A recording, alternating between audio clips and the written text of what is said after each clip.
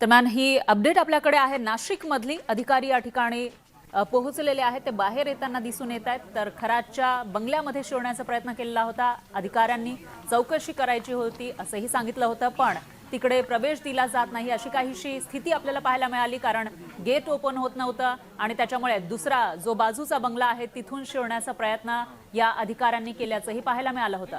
आणि अशामध्ये खरातच्या पत्नीला अटक केली जाण्याची शक्यताही वर्तवली जात होती। मात्र जो गेट उघडला गेला नाही, बराच वेळ तो अंधार होण्यासाठी उघडला गेला नाही का, अंधार होण्याची वाट बघितली जात होती का, असा सवाल या ठिकाणी उपस्थित होतोय। दरम्यान ही एक्सक्लुसिव्ह दृश्य आपण बघू शकतोय न्यूज 18 मराठीची।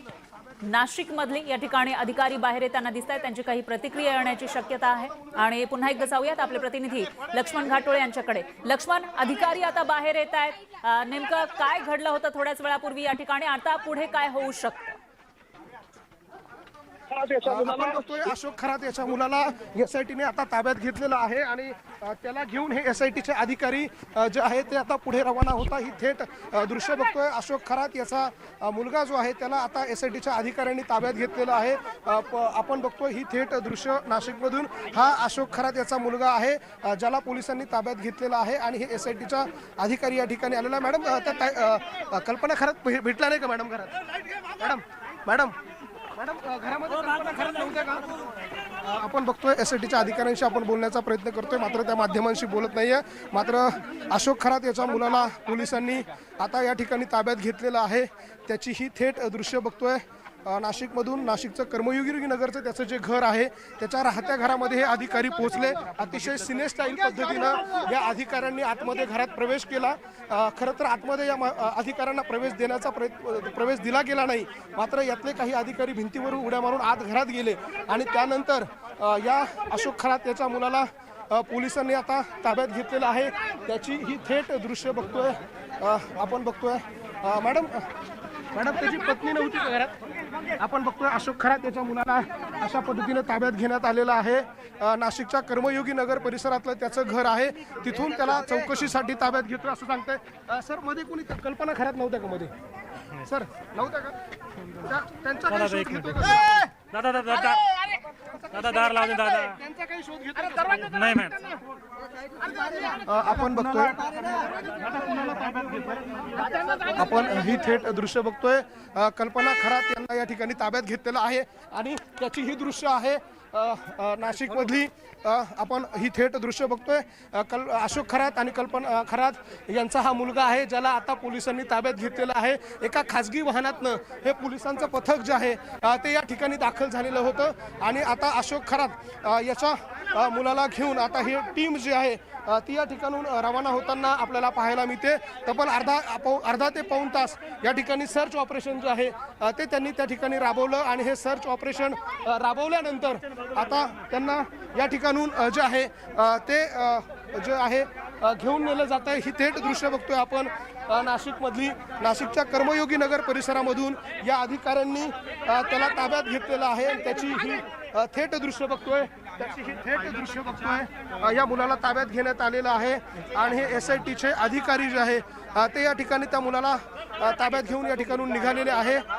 ज्या मालमत्ता अशोक खरातकडे आहे त्या मालमत्तांमध्ये अनेक कुटुंबियांचे नाव आहे, मग त्याच्यामध्ये अशोक खरातची पत्नी हिचं नाव आहे, त्याचबरोबर त्यांचेही नाव आहे। हे अधिकारी जे आहेत ते त्यांना घेऊन चाललेले आहे। आपण ही थेट दृश्य बघतोय आणि त्याच्या मुलाला या ठिकाणी ताब्यात घेण्यात आलेलं आहे। हे अधिकारी जे होते गाडी चालवत आहे यांनी भिंतीच्या वरून उडी मारून आतमध्ये दरवाजा खोलला। बराच वेळ त्यांनी दरवाजा वाजवला, मात्र तो दरवाजा वाजवल्यानंतर तो खोलला नाही। बघतो आपण एका खाजगी वाहनातून आलेले हे सगळे अधिकारी जे आहेत ते त्या अशोक खरातच्या मुलाला घेऊन ताब्यामध्ये घेऊन ते रवाना झालेले आहे। आता ते त्याला कुठे नेणार, एसआयटीच्या कार्यालयात नेणार का हे आपण बघणार आहोत। आपण जाऊयात, ही गाडी नेमकी कुठे जाते ते आपण बघणार आहोत। अशोक खरात याच्या मुलाला ताब्यात घेतलेली ही गाडी आपण थेट बघतोय नाशिकच्या कर्मयोगी नगर परिसरातील पासून अशोक खरातच्या मुलाला ताब्यात घेण्यात आलेलं आहे आणि त्याला घेऊन ही एसआयटीची टीम आता नेमकी कुठे जाते हे बघणं महत्त्वाचं आहे। जी गाडी ज्या गाडीतून हे आलेले होते हीच ती गाडी आहे समोर आपल्या दिसणारी MH48 BM 1007 नंबरची ही जी गाडी आपल्याला दृश्यांमध्ये दिसतीये।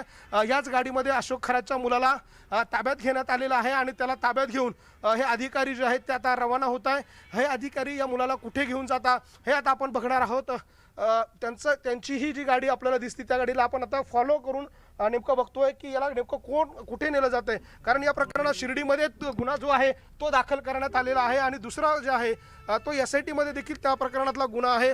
आता ही जी गाडी आहे आपण ही थेट दृश्य बघतोय, अशोक खरात याचा मुलगा जो आहे त्याला या ठिकाणी ताब्यात घेऊन ही गाडी जी आहेत ती अशा पद्धतीनं रवाना झालेली आहे आणि त्याच्यामध्ये काही महिला अधिकारी होत्या आणि एक पुरुष अधिकारी होता। अशा 4 अधिकाऱ्यांनी मिळून हे सर्च ऑपरेशन राबवलं। ते घरामध्ये गेले आणि घरामधले बेडरूम्स असतील, त्याच्यानंतर वॉशरूम असतील, टॉयलेट असतील, अशा सगळ्या ठिकाणी त्यांनी कल्पना खरातचा शोध घेतला। मात्र कल्पना खरात त्यांना मिळून आली नाही। मात्र अशोक खरातचा मुलगा जो आहे तो त्या घरामध्ये होता आणि त्याला घरामध्ये असलेल्या अशोक खरातच्या मुलाला पोलिसांनी जे आहे ते ताब्यात घेतलेलं आहे, ताब्यात घेण्यात आलेलं आहे।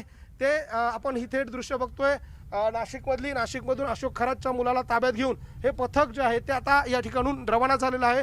नाशिकच्या महाराष्ट्र पोलीस अकादमीमध्ये SITची जी टीम कारवाई करते। आता त्यांचं जे कार्यालय आहे ते महाराष्ट्र पोलीस अकादमीमध्ये आहे आणि त्या महाराष्ट्र पोलीस अकादमीमध्ये असलेल्या कार्यालयामध्ये अशोक खरातच्या मुलाला नेलं जातं का, ज्या ठिकाणी अशोक खरातची चौकशी केली जाते, अशोक खरातची दिवसभर ज्या ठिकाणी चौकशी केली जाते ते त्या ठिकाणी त्याला नेतात का, की त्याच्यावर देखील अटकेची कारवाई करतात की केवळ चौकशीसाठी त्याला ताब्यात घेतलंय, याची स्पष्टता जी आहे ती अधिकाऱ्यांनी दिलेली नाहीये। त्यामुळे अशोक खरातचा जो मुलगा आहे त्याला नेमका अटक करण्यात आलेलं आहे का केवळ चौकशीसाठी ताब्यात घेण्यात आलेलं आहे हे मात्र अधिकाऱ्यांनी सांगितलं नाही। मात्र आता हे अधिकारी जर त्याला घेऊन जिल्हा रुग्णालयात मेडिकलसाठी गेले तर मात्र त्याच्या अटकेची कारवाई होईल असं सांगितलं जातं। मात्र त्याला थेट जर SITच्या कार्यालयात नेलं तर मात्र त्याला चौकशीसाठी ताब्यात घेतले अशी माहिती समोर येऊ शकते। बरोबर आहे लक्ष्मण, आता तुम्ही पाठलाग करताय त्या गाडीचा, फॉलो करताय त्या गाडीला ज्याच्यामध्ये अशोक खरातचा मुलगा आहे। मुख्य म्हणजे त्याची पत्नी फरार असल्याचं कळतंय आणि दुसरं आता ही गाडी नेमकी कोणत्या दिशेने चाललेली आहे, कारण अशोक खरातच्या बंगल्याच्या बाहेरून निघाली, तुम्ही सुद्धा त्याच्या मागे निघालात। ही गाडी नेमकी कुठे चालली आहे, कोणत्या दिशेला चाललेली आहे आणि दुसरं म्हणजे काय चार्जेस त्याच्यावर लागू शकतात? फरार ह्या सगळ्या प्रकरणात आपण बघतोय की संपूर्ण खरात कुटुंब जे आहे ते या सगळ्या प्रकरणामुळे अडचणीत आलेलं आहे। महिलांचं लैंगिक शोषणाचं जे प्रकरण आहे त्या प्रकरणामध्ये अशोक खरात याला ताब्यात घेण्यात आलेलं आहे।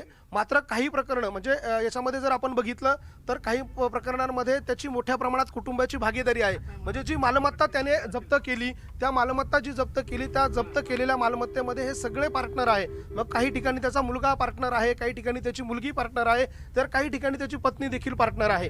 त्यामुळे अशोक खरात हा त्या गुन्ह्यामधला मुख्य आरोपी जरी असला तरी देखील जी मालमत्ता त्यांनी हे सगळी भोंदुगिरीमधून जमा केलेली आहे, त्याच्यानंतर महिलांचं ब्लॅकमेलिंग करून जी माया जमा केलेली आहे ती तो कोणाच्या नावावरती देत होता, कोणाच्या नावावरती टाकत होता, तर ती सगळी मालमत्ता ह्या कुटुंबियांच्या नावाने टाकत होता आणि म्हणून या सगळ्या प्रकरणात कुटुंबियांची चौकशी होऊ शकते आणि त्याच महिलांच्या लैंगिक शोषण प्रकरणामध्ये देखील या सगळ्या आरोपींची म्हणजे अर्थात हे सगळे संशयित आहेत या सगळ्यांची चौकशी केली जाऊ शकते। मात्र फरा आपण गेल्या काही वेळापासून हेच सांगतोय की कल्पना खरात आरोपी नेमका कुठल्या प्रकरणात आहे, थेट आरोपी तर शिर्डीमध्ये जे काही वेळा काल जे गुन्हा दाखल झाला फसवणुकीचा त्या गुन्ह्यामध्ये अशोक खरातची पत्नी कल्पना खरात ही आरोपी आहे। त्यातले 3 ते 4 आरोपी जे आहेत ते अटक करण्यात आलेले आहे, तर उर्वरित 3 ते 4 जण जे आहेत ते फरार आहे। मग फरारमध्ये कोण आहे तर ही कल्पना खरात आहे, आणखी 2 जण आहे आणि त्यातला एक जण जो आहे तो अशोक खरात आहे जो ऑलरेडी SITच्या ताब्यामध्ये आहे। त्यामुळे कल्पना खरातचा ताबा जो आहे तो मिळावा यासाठीचा जो प्रयत्न होता तो SITचा पण होता की कल्पना खरातला ताब्यात घ्यायचं। मात्र कल्पना खरातला शिर्डी पोलीस ताब्यात घेणार त्यापूर्वीच SITचं पथक आता कल्पना खरातच्या शोधासाठी त्या ठिकाणी पोहोचलं होतं आणि खरं आहे। त्याच्यामुळे आता पुढे नेमकं काय होणार ते बघावं लागेल। धन्यवाद लक्ष्मण, तुम्ही दिलेल्या या सविस्तर माहितीसाठी। याविषयीचे प्रत्येक अपडेट आपण तुमच्याकडून घेत राहूयात।